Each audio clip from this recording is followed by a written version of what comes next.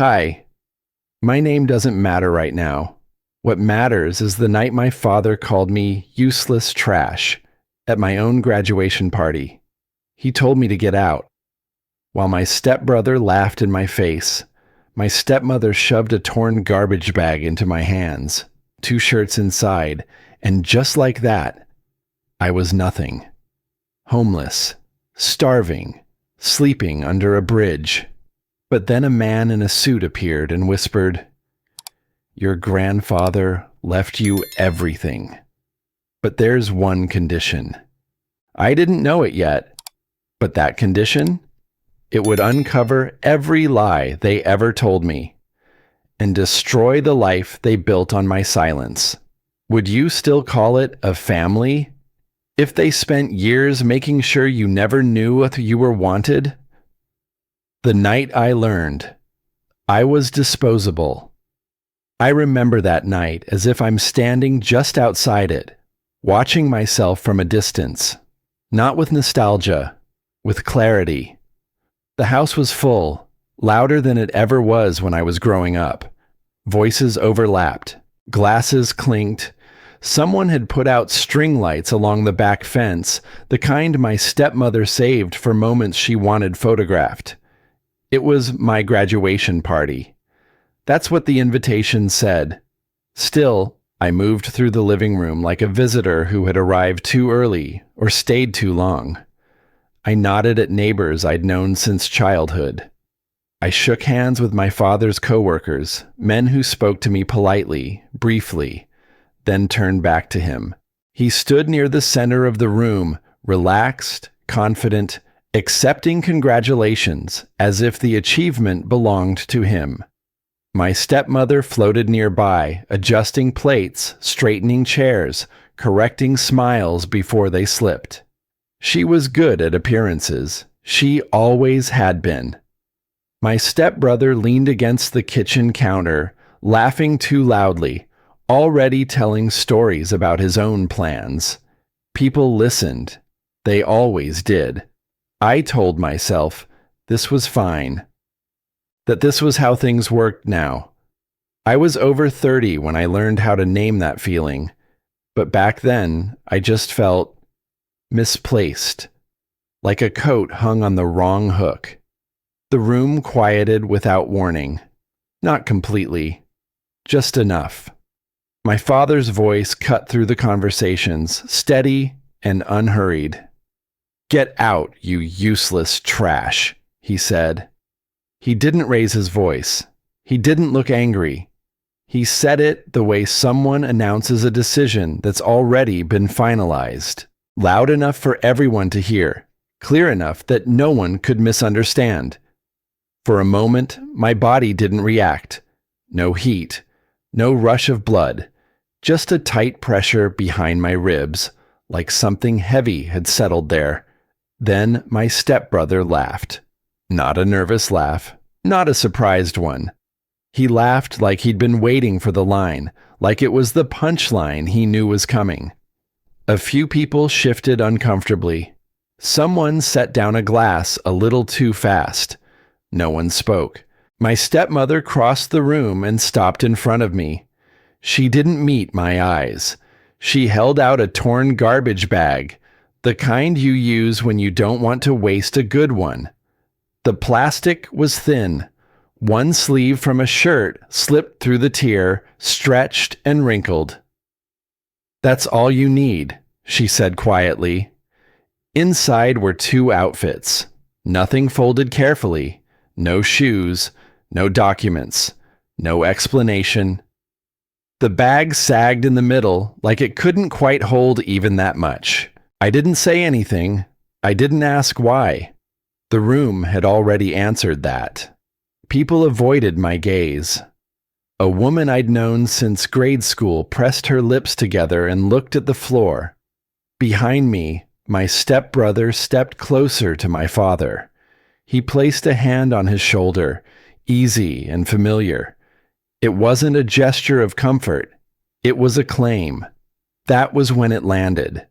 Not as anger, as understanding. This wasn't punishment. This wasn't a lesson.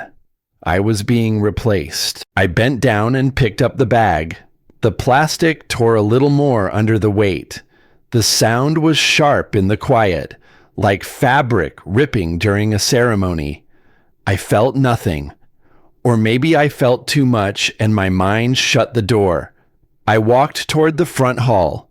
Someone restarted the music behind me. Laughter crept back into the room, cautious at first, then louder. The party continued. At the door, I paused long enough to slip on my jacket. I didn't look back. I didn't need to. When I stepped outside, the air felt cooler than it should have. The lights behind me glowed warmly through the windows, sealing the moment I no longer belonged to. I stood there with the torn bag in my hand, listening to celebration fade into muffled noise until it all felt very far away. I didn't know where I was going, only that whatever waited outside that door couldn't hurt worse than staying. The cool night air hit my face as I stepped off the front porch. My feet moved without purpose, without weight, like I wasn't fully part of my own body. I kept walking past the hedges, past the parked cars, past the laughter still leaking through the double-paned windows like it belonged to someone else's life. No one followed me. Not my father. Not even the neighbor who used to give me birthday cards. The porch light behind me flicked off after a minute. Motion sensor, automatic. Even the house had let go of me. The sidewalk curved slightly as I headed toward the end of the block. I didn't stop. I didn't look back. That garbage bag in my hand. God, it felt heavier with every step. The plastic handle cut into my fingers, the seam at the bottom already starting to split. I kept adjusting my grip, but nothing helped. It was like I was dragging proof of how little I was worth. I had no plan, no place to go. My phone buzzed in my pocket once. Just a low battery warning. I didn't even check it. I already knew there were no messages. If there had been, I would have felt it. My phone had been quiet for hours, maybe days. I wasn't part of anyone's plans tonight. At the next corner, a set of sprinklers clicked on, spraying across a manicured lawn. A car passed by slowly, windows up. Driver focused on the road like I wasn't even there. The street lights were working, mostly. I walked under them, a little slower now, like they were spotlights and I didn't want to be seen. I spotted a gas station up ahead and stepped inside just to feel something familiar. Cheap coffee smell, buzzing fluorescent lights, old country music playing from the ceiling. The clerk didn't look at me. Not really.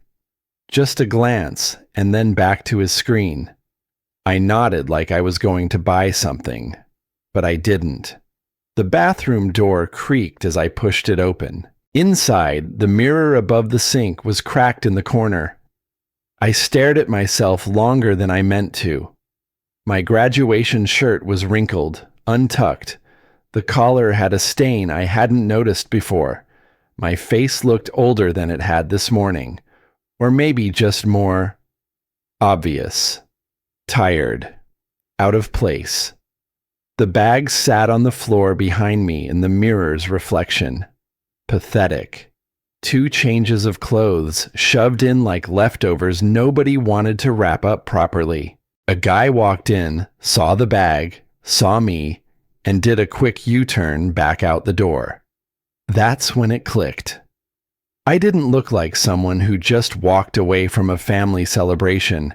I looked like a problem, like someone who might ask for help, like someone who had nowhere to be. That realization landed harder than my father's words ever could. Outside, the night had gotten colder. I pulled my jacket tighter and checked my phone. 2% battery, no missed calls, no texts. Nothing from the cousins who hugged me 2 hours ago. Nothing from my aunt, who once promised I'd always have a place at her table. The silence wasn't just quiet, it was confirmation. The door hadn't just closed, it stayed closed. I started walking again, slower now. My feet hurt, but I didn't have enough purpose to feel it properly. I passed more houses, more fences, a shuttered hardware store. Then I saw the overpass up ahead. It looked like shelter, not from the weather, but from visibility, from being seen in this condition. I climbed down the slope and stood under the bridge. The concrete was cold, even through the soles of my shoes. Cars passed overhead. Each one made the ground shake a little, like a heartbeat I didn't trust. I sat down, back against the wall, the bag beside me. No plans, no explanations, no one expecting anything from me anymore. I told myself I'd just rest there for a minute, long enough for the world to forget I existed. I don't remember falling asleep. I remember the concrete pressing through my jacket, the echo of tires rolling overhead, and the sense that if I closed my eyes too long, something important might slip away. When I opened them again, the sky had lightened just enough to show the underside of the bridge in dull gray streaks. My body protested as soon as I moved. My neck felt locked in place. My legs were stiff, like they didn't belong to me anymore. Cold had settled into my joints during the night, the kind that doesn't announce itself until morning. I shifted carefully, listening to my own breathing, counting it without meaning to. Above me, traffic never paused. The rhythm of it was relentless. Cars passed in clusters, then trucks, then another wave of engines. No gaps, no silence. Sleep had come in pieces, shallow and unreliable, like it didn't trust me enough to stay. Hunger arrived next, not sharp, just steady, a hollow pull that made it hard to think clearly. I reached for my pocket out of habit and felt the phone there, heavier than it should have been for how little power it had left. I didn't turn it on yet. I already knew what it would say. Morning crept in without ceremony. Light slid across the pavement and found its way to where I sat, bringing the shape of the world back into focus.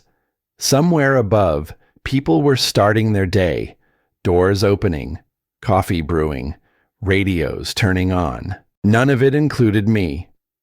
I pulled a half-empty water bottle from the bag and used it to rinse my face.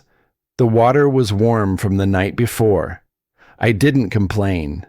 I let it run over my hands, then wiped them on my jeans, trying to feel more like myself. The effort felt symbolic, but I did it anyway. I checked my phone then. 1%. No new messages, no missed calls, not even a late apology or an awkward question, just the same empty screen. I turned it off to save what little battery remained. Keeping it alive felt practical, necessary, like I might need proof later that I hadn't imagined everything. I took stock of what I had left, not because I wanted to, but because my mind insisted on order. 2 outfits, still crumpled in the torn bag, a charger with nowhere to plug it in, my wallet, thin and useless, and folded carefully between the clothes, the one thing I'd protected without thinking. The document was creased at the edges but intact. I smoothed it out on my knee, running my fingers along the paper as if it might disappear if I didn't. It wasn't a solution. It wasn't even comfort. It was a reminder that I had been someone before last night decided otherwise. I folded it again, more neatly this time, and tucked it back where it wouldn't get damp. That small act steadied me more than I expected.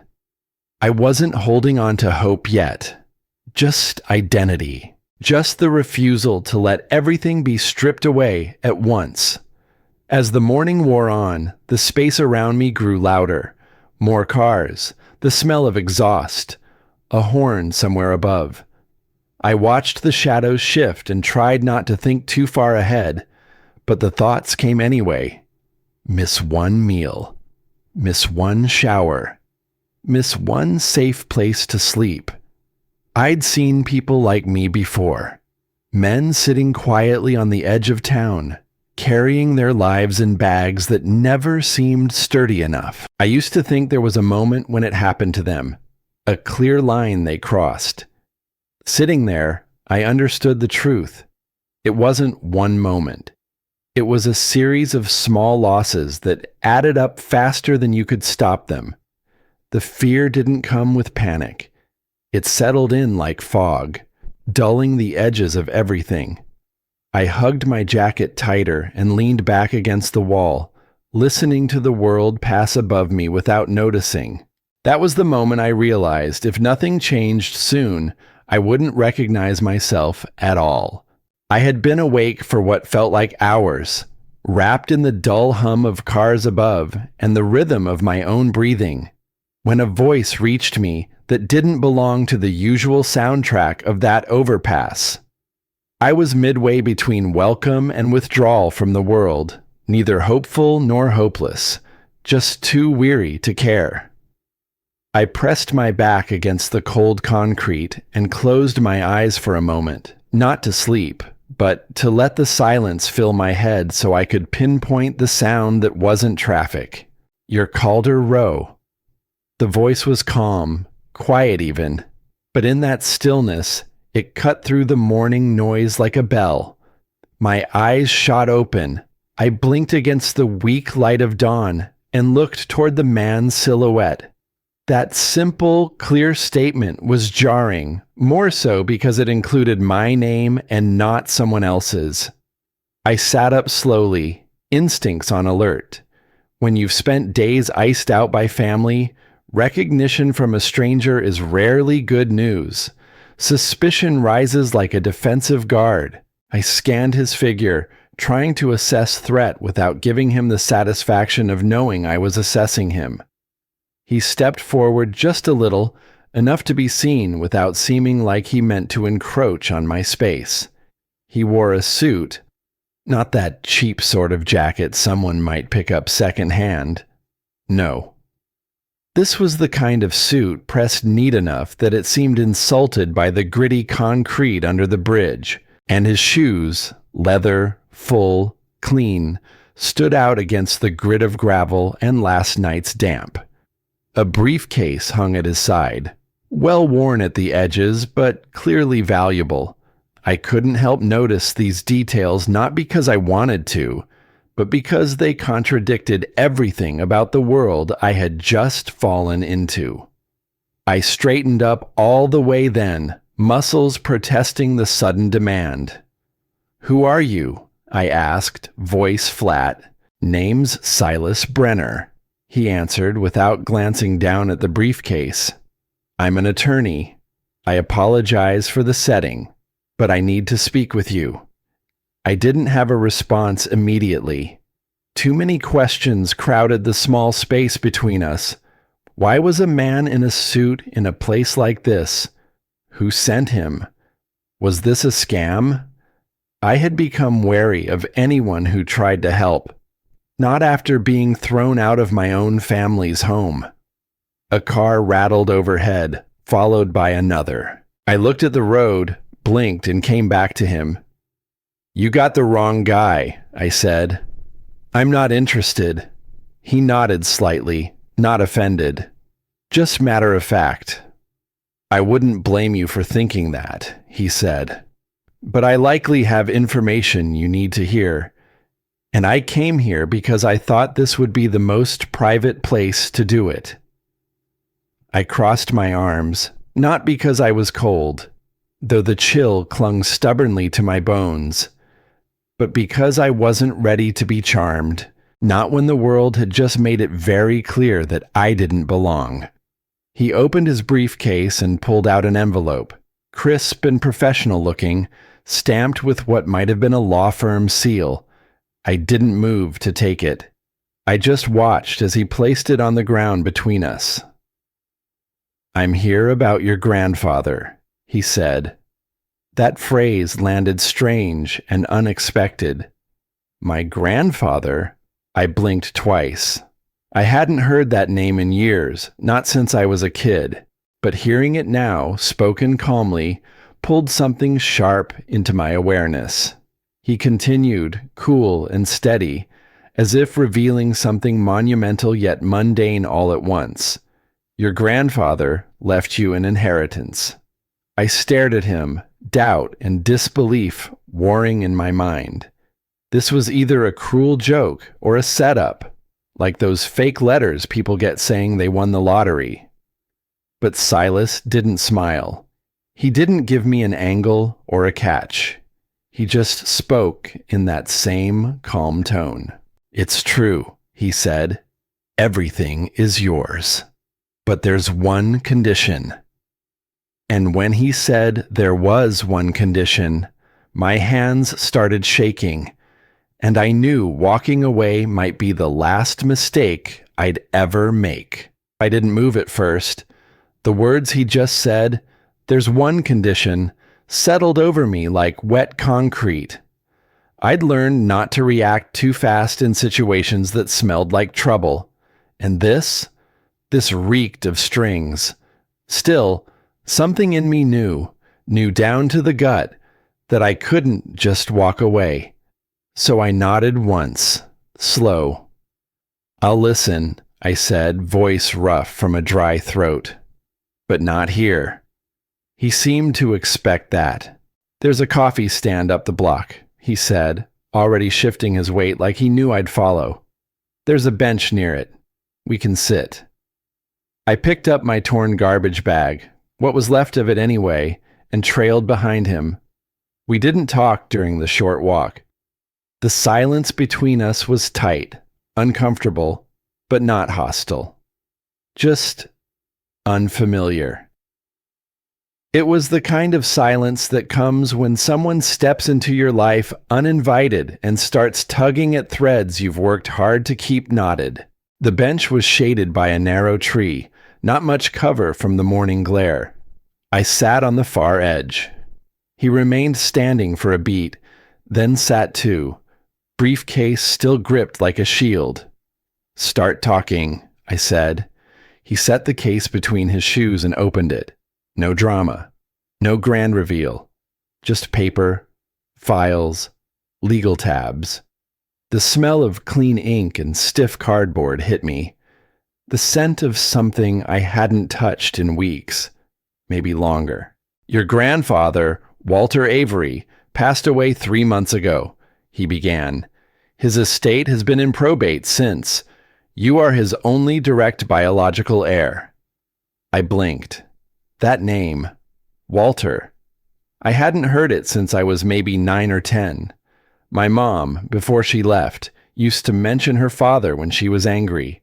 I had fragments of him in stories, but no real image in my mind. Silas continued, flipping through documents. Per his will, all holdings, his home, assets, accounts, transfer to you, however. "There it is," I muttered. He didn't flinch. "However, there is a clause he insisted on. He amended his will 2 years ago. The condition is that you spend 90 consecutive days living in his home. Alone. No visitors for more than 24 hours. No renting it out. No selling. You must occupy the property fully and without incident, or the estate reverts to a charitable trust." I looked at him. Hard. "That's it? Just live in a house?" He nodded. "On paper, yes. It's legal. And binding. The house has been maintained. There's food, heat, water." I folded my arms, tried not to think about how those words, food, heat, stabbed at something raw inside me. "And after 90 days? It's yours. Entirely." I turned that over in my head. 90 days, a roof, a locked door, a place to sleep without watching shadows shift under the overpass. My ribs ached from nights on concrete.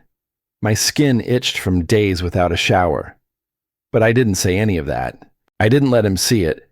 Instead, I asked, "Why didn't I know about this before? Why now?" He didn't blink. You were contacted several times. I stared at him. Letters were sent last year and again this spring. I never got anything. He hesitated. They were mailed to your last known address, the house listed on file, your father's. My stomach turned. I remember checking the mailbox, I said softly. I was still living there back then. Stepmother sorted the mail. Always said, "Nothing for you." Silas didn't comment. He didn't need to. I looked down at my hands, fingers dirt smudged, skin raw from gripping the torn plastic of that bag too long, and I felt it. That twist in my chest that wasn't just pain, it was betrayal curling in on itself. Someone had made sure I stayed unwanted, that I never knew I had a place to land. "And what if I say no?" I asked. "You won't," he replied, "because I think you know this is real, and because you've already lost too much to let this be taken too." I didn't respond, not right away. There was a crack forming, one I'd been holding shut with everything I had, but now it let in light and questions. The money didn't matter. Not as much as knowing someone out there, someone related to me, might have actually thought I was worth leaving something behind for. "How do I know it's not a trick?" I asked. "Some setup?" He pulled another envelope from his case, this one thinner, sealed in wax, old school. My name, full name, written in handwriting that didn't belong to any man currently alive in my memory. "He left this," Silas said. "Personal letter. It's yours, if you accept the terms." I stared at it, at the loops in the writing, at the formality of that seal. I didn't reach for it. Not yet. "Why now?" I asked again, softer. He looked me in the eye. "Because Walter Avery died, and because in the final months of his life, he gave strict instructions. He wanted you found, no matter how long it took." I swallowed. My throat felt thick. I wasn't sure if I was going to break or scream. And that's when the thought struck me, quiet but slicing.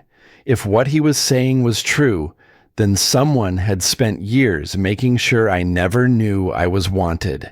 I didn't answer Silas right away. I didn't even look at him. I just stared at the sealed envelope resting on my thigh, still unopened, still holding weight I wasn't sure I could carry. The world around us moved on like nothing had changed. Cars passed. A baby cried from across the street. Somewhere nearby, someone was laughing. But for me, time had split clean in two, before I knew and after.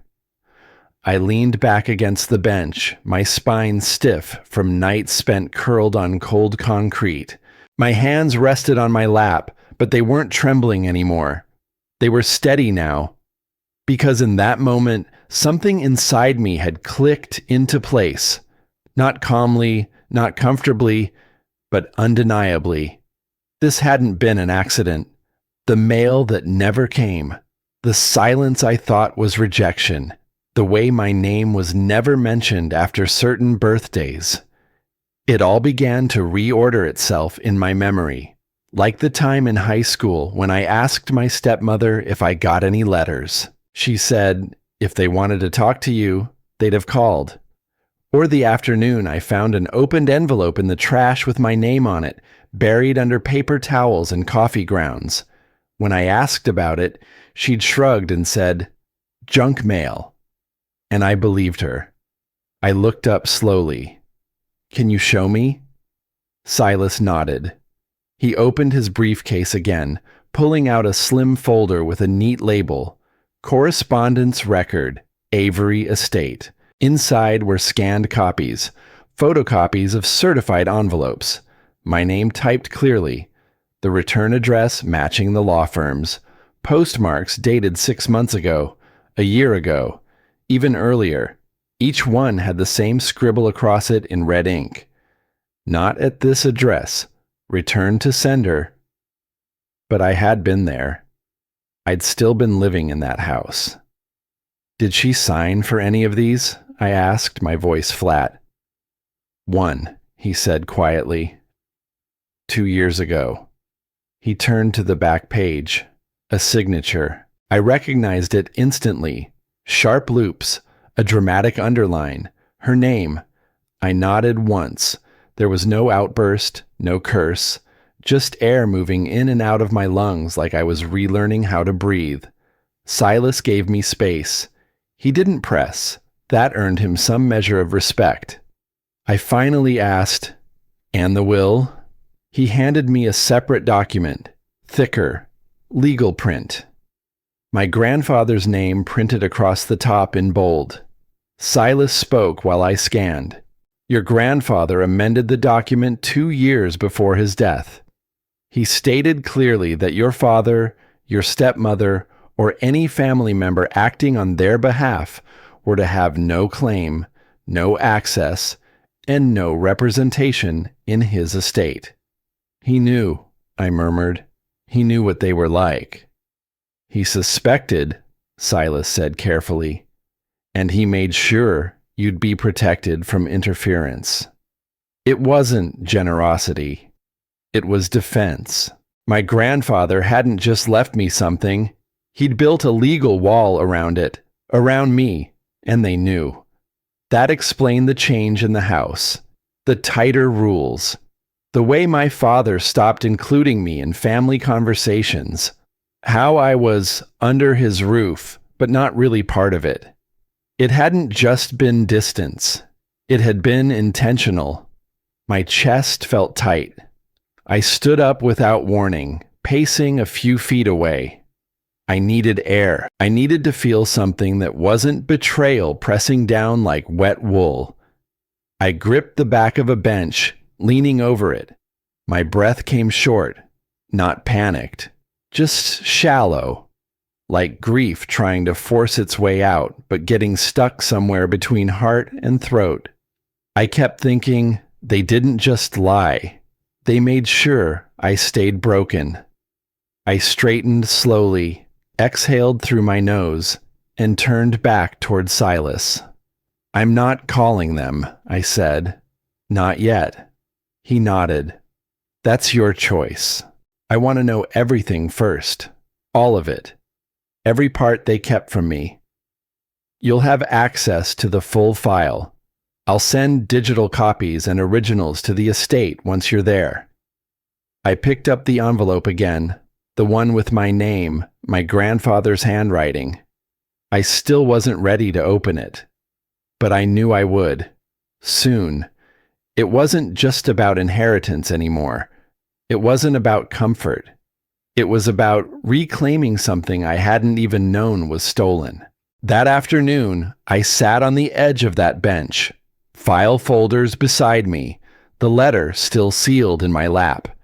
And I realized something I'd never allowed myself to believe before. This wasn't just about me being hurt. It was about someone making sure I stayed small, silent, easy to control. And that era was ending. For the first time, I wasn't asking why they hurt me. I was asking how much they were willing to risk to stay in control. I didn't move for a long time after that thought settled in. Just sat there on the bench, watching the wind toy with leaves on the sidewalk. The files on my lap slowly absorbing the weight of years I'd never been allowed to claim. I wasn't scared, not like before. I wasn't even angry. Not yet. I was, still, focused, like someone who'd finally found the crack in the wall and wasn't about to look away. I didn't go back to the shelter that night. I didn't go anywhere familiar. Instead, I stayed off-grid just long enough to get my head clear. I used Silas as my go-between. If my family wanted to talk, they'd have to talk to him. Every question, every word, filtered, written, documented. I told myself this wasn't hiding. This was strategy. 2 days passed. I stayed at a small motel on the edge of town, cash only. The curtains stayed drawn. I charged my phone just enough to keep it on, but didn't check messages. Instead, I read through the legal documents. Every page, every clause, every signature line that bore my name without my knowledge. And then it happened. The phone rang once, then again. I ignored both. The third time, it was a voicemail from my father. His voice was too calm. "Hey, I heard there's been some confusion. I think maybe we should talk. Not over the phone. In person. No pressure. Just, we're still family." I stared at the screen for a full minute after it ended. I didn't move. I didn't replay it. Then came a text from my stepmother. "We're worried about you. Can we meet?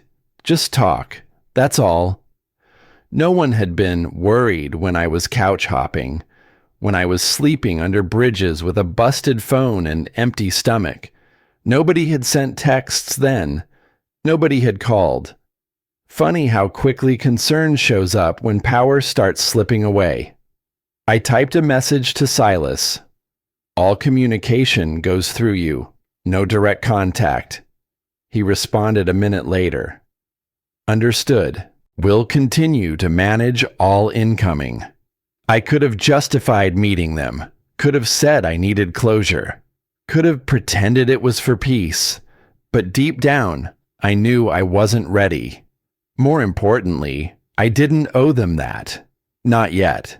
Maybe not ever. The silence between us had been their weapon for years. Now it was my armor, but I knew it couldn't hold forever. By the end of the week, the tone had changed. From careful concern to veiled barbs. Silas forwarded a message he'd received from my father's attorney. "Our client is deeply distressed by recent insinuations. He feels misrepresented and asks for mutual respect and discretion moving forward." Mutual respect? I almost laughed. Then Silas followed up. "Do not reply. Just documenting tone shift." They were getting nervous.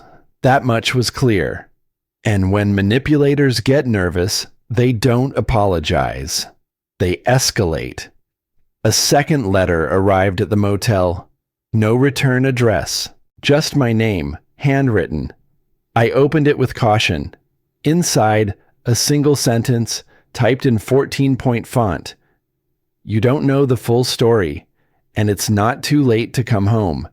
No signature, no contact number, just that. But it told me everything I needed to know. They weren't trying to reconcile. They were trying to reel me back in before too much truth came out, before I gained enough ground to stand without their shadow.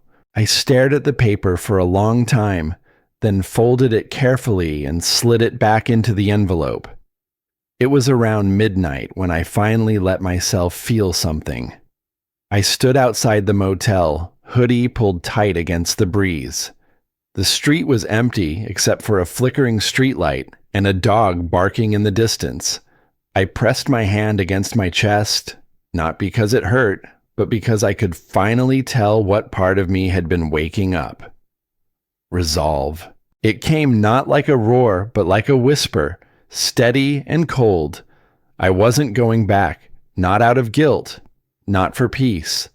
I didn't need their version of love, wrapped in conditions and control. The silence had served me once, but only because I didn't know what else to do. Now I did, and they knew it too. That's when the real pressure started. Not physical, not yet, but strategic, subtle. Silas informed me of a rumor spreading, questions about my mental health, about whether I was in a state to manage an estate. I didn't need 3 guesses where that whisper campaign began, and I could feel it then, the moment they realized I wasn't coming back and decided to make sure I couldn't stand on my own. That pressure I felt, it wasn't imagined. It was real. Subtle at first, like a change in air before a storm, But it sharpened fast, and I knew. They were coming at me from a new angle now. Silas called early the next morning. He didn't waste time on pleasantries. "They're filing," he said, "a motion to contest the will, claiming you're emotionally unfit to manage the inheritance." I stood in the middle of the motel room, phone pressed to my ear, heart rate steady. "I didn't respond right away," he continued. "They've attached statements, mostly character-related. No formal diagnosis, but enough noise." There it was, not a fist to the jaw, not a door kicked in, but something quieter, more corrosive. Doubt. They weren't trying to destroy me with fire. They wanted me to rot slowly from the inside, under suspicion and whispers. I leaned against the wall, staring at the ceiling like it might offer me a different version of this story. "Anyone in particular leading this?" Silas exhaled through his nose. "Your stepmother's name is on the documents, but the wording feels like your father." Of course it did. I sat down slowly on the edge of the bed. The mattress creaked beneath me, old and uneven. The irony wasn't lost on me, trying to defend an estate from a motel room that charged by the week. But I wasn't shaken. Not yet. I had to admit, though, hearing how they described me, lazy, detached, unstable, something about that stung deeper than I expected. Not because it was true, but because once I'd believed it myself. I remembered moments I'd blamed myself for not being stronger, more successful, more something. And now I saw where those doubts had been planted. Carefully, repeatedly, by people who stood to gain from me staying small. That night, I couldn't sleep. I paced, read every page of the filing, highlighted lies with a pen I'd borrowed from the motel front desk. They'd painted me as a threat to my own future, and in doing so, they made a mistake. They forced me to stop surviving and start acting. The next morning, I called Silas. "Send them the bank statements," I said. "The therapy reports, the clean record, everything we've got that proves stability, not just survival." He didn't respond right away. Then, understood. "Are you sure you want to escalate?" I looked at myself in the mirror, really looked. My face had thinned, lines deeper, but my eyes, they were clear. "I'm done absorbing," I said. "Now they can respond." He didn't argue. Over the next 48 hours, everything shifted. Legally, nothing had changed yet. But emotionally, the wind had turned. They'd expected me to fold, to slip up, to lash out and make their accusations stick. Instead, I stayed still, professional, documented, unbothered. And when Silas submitted the formal reply, complete with notarized evaluations, proof of income sources, housing documentation, even testimonies from caseworkers who'd helped me climb out of that pit, they realized something they'd never planned for. I wasn't broken anymore. I was prepared. The silence that followed was the loudest part. No calls, no messages, just space. Then, on the third day, Silas emailed a brief note. Opposition withdrew motion. No explanation given. That was their collapse, not with a bang, but with a retreat. They'd built their story on the assumption that I had nothing. No voice, no plan, no fight. But paper speaks. So do facts. So does a man who's been underestimated one time too many. And when they tried to grab what was never theirs to begin with, they lost it all. The will stood. Their access, gone. I walked outside that afternoon. First time in days. Let the sun hit my face. The heat roll down my neck. I stood near the sidewalk, just watching life go by. not as an outsider, but as someone stepping back in. I wasn't naive. I knew they weren't finished. People like that never just give up, but something in me had settled. I knew who I was, what I wasn't, and what I wouldn't be again. They thought the story was over. But what they didn't know was that I still hadn't said the last word. Turns out, I didn't have to. That morning, I woke to silence. No urgent emails from Silas, no new filings, just the steady hum of the ceiling fan in that cheap rented apartment I'd moved into while things unfolded. A safe place, not permanent, but solid enough to stand on while I caught my breath.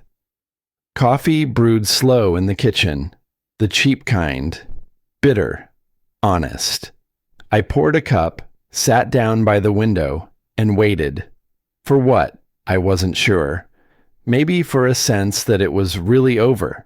It came not as a bang, but a quiet note. A letter. Official.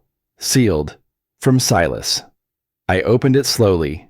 Legal closure. The estate was now fully under my name. All objections had been withdrawn. No further challenges. The final disbursement schedule was included. Neat. Clean. Cold. And that was it.